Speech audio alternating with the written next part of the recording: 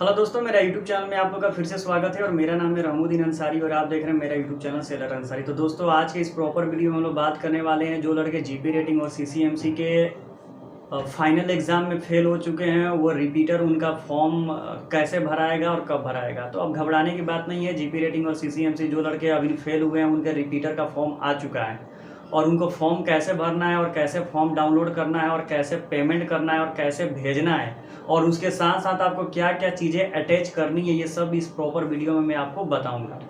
Form आप कैसे download कीजिएगा, तो इस वीडियो में आप लोग प्रॉपर बने रहिएगा। A to Z सारी जानकारी मैं आपको बताऊंगा। और दोस्तों, आप लोग से ये भी रिक्वेस्ट है कि सिर्फ फॉर्म भरने से नहीं होगा, फॉर्म आप भरते रह जाओगे, प्रिपरेशन भी मेहनत से करो। और सिलेबस आप तो जानते ही हो क्या है। अगर नोट्स वगैरह परचेस करना है तो डिस्क्रिप्शन में व्हाट्सएप नंबर है, कमेंट कीजिए, मैं आपको परचेस करा दूंगा। और दोस्तों, मेरा जो दूसरा चैनल है उसका नाम है अंसारी जीएस एकेडमी, तो उस चैनल को भी आप लोग सब्सक्राइब कर लें क्योंकि वहाँ पर भी आपको एंट्रेंस एग्जाम का प्रिपरेशन कराया जा रहा है।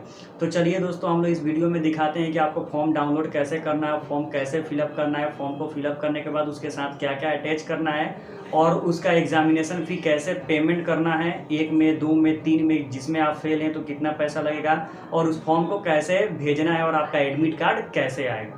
तो चलिए हम लोग अपने मोबाइल की स्क्रीन पर चलते हैं। तो दोस्तों, जनरली आपको क्या करना है, अपने क्रोम ब्राउज़र में आ जाना है। क्रोम ब्राउज़र में आने के बाद आपको सर्च करना है Board of Examination and Seafarer Trust. ये वाला जो है वो इसकी ऑफिशियल वेबसाइट है, जैसा कि आपको दिखाई दे रहा है, Board of Examination and Seafarer Trust. इस वाले आइकन पर आपको कर देना है क्लिक करने के बाद इसका ऑफिशियल वेबसाइट ये खुल जाएगा। Board of Examination and Seafarer Trust करके है, इस वाले आइकन पर आपको क्या कर देना है, तो क्लिक कर देना है। ठीक है, तो चलिए हम लोग फटाफट इसको क्या कर लेते हैं, तो क्लिक कर देते हैं। क्लिक करने के बाद इसका ऑफिशियल वेबसाइट खुल गया और ये होम पेज पर ही आपको दिखाई दे रहा है notice for GP rating and CCMC repeater candidate September 2020। 2020 कहने का मतलब ये है कि आपका जो रिपीटर का बैच है उसका ये आया है सितंबर वाले के लिए, यानी अभी ना आप फॉर्म भरिएगा तो आपको सितंबर में रिपीटर का एग्ज़ाम देना ही पड़ेगा। ठीक है, तो सबसे पहले चलिए मैं इसका आपको नोटिफिकेशन पढ़ के सुना रहा हूँ, उसके बाद यहाँ से आपको फॉर्म कैसे फिलअप करना है वो बताऊँगा।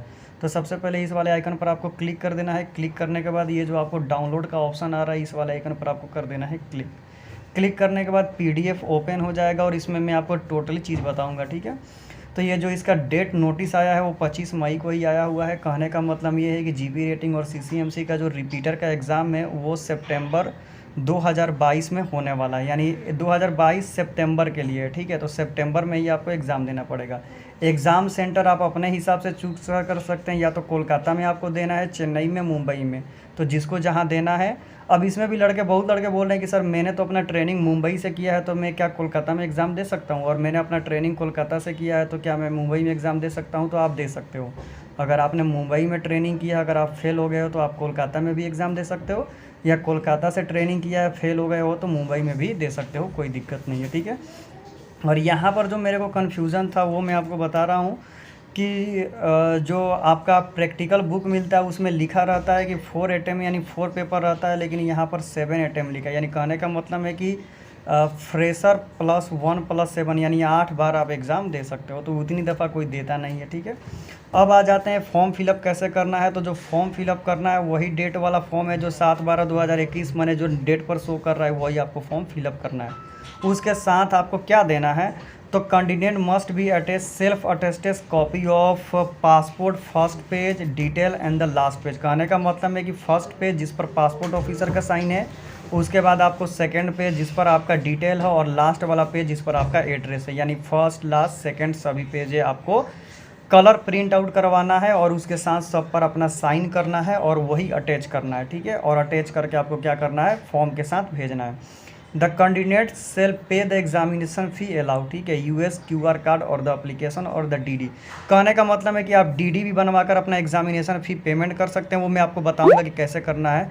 अगर आप DD बनवाते हैं तो Board of Examination and Seafarer Trust payable at the Mumbai, ठीक है, ब्रांच पर आप पेएबल कर सकते हैं। लेकिन मैं आप लोग से रिक्वेस्ट करूंगा कि आप DD से अच्छा ऑनलाइन ही पेमेंट कर दो, उतनी लफड़ा करने की क्या ज़रूरत है बैंक में जाने का। ठीक है, the fee part to be paid the show at the application form the total fee we have to be calculate base number of life और द, ये क्या है ये मैं आपको समझाऊंगा। ठीक है, चलो अब मान लो कि आपने पूरा फॉर्म फिलअप कर दिया। मैं फॉर्म फिलअप करके उसको आपको भेजना कहाँ है, तो आपको इस वाले एड्रेस पर क्या करना है, तो उसको सेंड करना है। ठीक है, अगर आपको नहीं आता है तो इसका प्रिंट आउट करवा लो, और प्रिंट आउट करवाने के बाद इसको चिपका दो और चिपका कर भेज दो।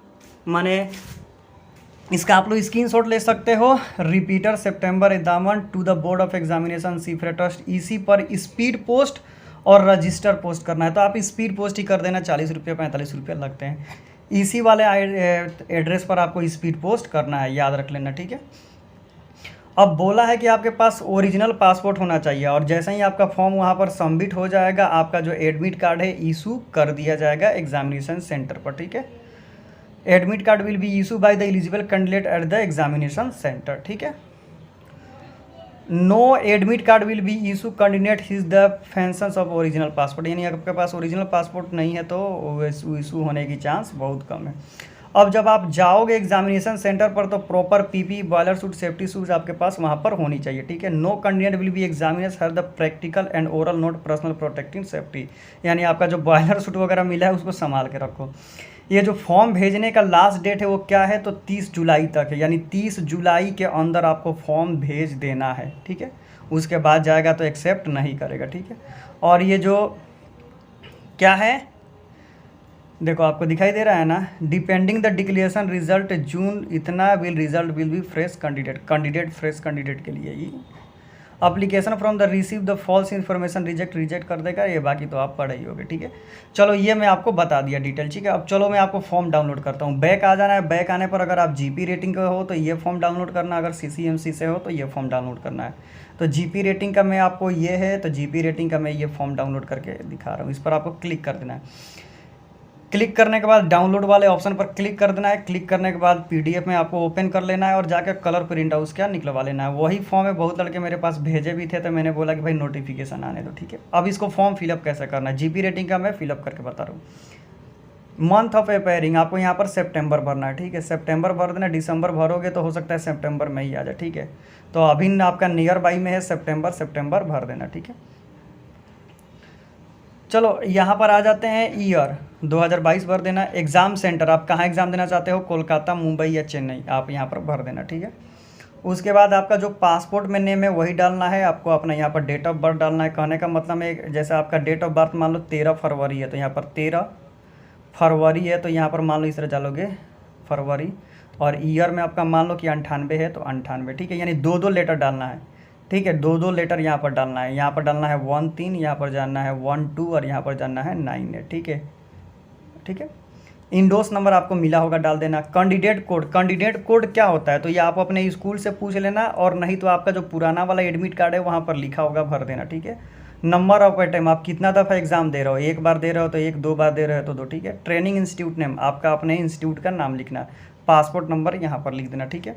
और आप अपना फ़ोटो यहाँ पर चिपकाना। वाइट बैकग्राउंड होना चाहिए, वाइट बैकग्राउंड का, और यूनिफॉर्म में होना चाहिए, और टोपी लगा हुआ नहीं होना चाहिए, ठीक है।